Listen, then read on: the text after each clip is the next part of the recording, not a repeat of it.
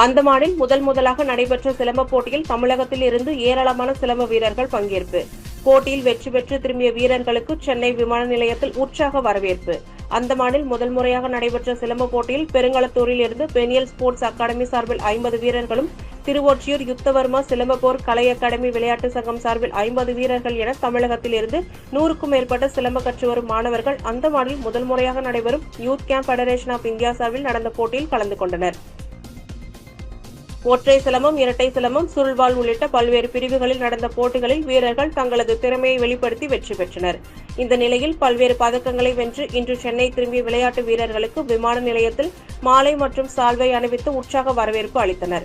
அதனைத் தொடர்ந்து செய்தியாளர்களிடம் பேசிய சிலம்ப பயிற்சியாளர்கள் தமிழகத்தில் 3% சிலம்ப வீரர்களுக்கு இடஒதுக்கீடு அளித்ததை வரவேற்பதாகவும், இந்த இடஒதுக்கீட்டை முறையாக அமல்படுத்த வேண்டும் என்றும், மேலும் ஜல்லிக்கட்டு தனி மைதானம் அமைத்தது போல் தமிழர்களின் பாரம்பரிய கலையான சிலம்பம் விளையாட்டிற்கு தனி மைதானம் அமைக்கப்படும் என முதல்வர் கூறியிருந்தார்.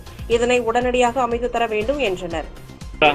இது மூலியமா அநேக பிள்ளைகளுக்கு சிலம்பம் ஒரு ஊக்குவிக்கமா இருந்து அவங்களுக்கு சப்போர்ட் பண்ணுது.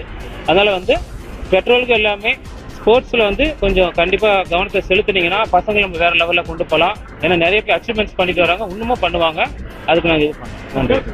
என் பேர் மாஸ்டர் காளிங்கன், SBK ஸ்போர்ட்ஸ் அகாடமி. கலந்து கொண்ட மொத்தம் பார்த்தீங்கன்னா அந்தமான்ல நேபாளில் இருக்கிற மாணவர்கள் கலந்துனாங்க, மலேசியாவிலேருந்து மாணவர்கள் கலந்துனாங்க.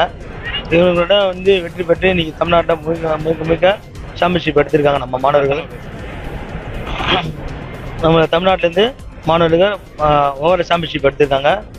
இது முதலிடத்தில் இதுதான் ஃபஸ்ட்டு முறையாக நம்ம அந்தமானில் சிலம்பம் நடந்தது. இது வரைக்கும் சிலம்பம் எதுவுமே நடக்கலை. இதுதான் முதல் முறையாக சிலம்பம் போட்டி நடைபெற்றது. இதில் மொத்தம் கலந்து கொண்ட மாணவர்கள் 120 பேர் கலந்துனாங்க. இதில் 70 கோல்டு மெடல் எடுத்திருக்காங்க, 30 வெள்ளி மெடல் எடுத்திருக்காங்க. அப்புறம்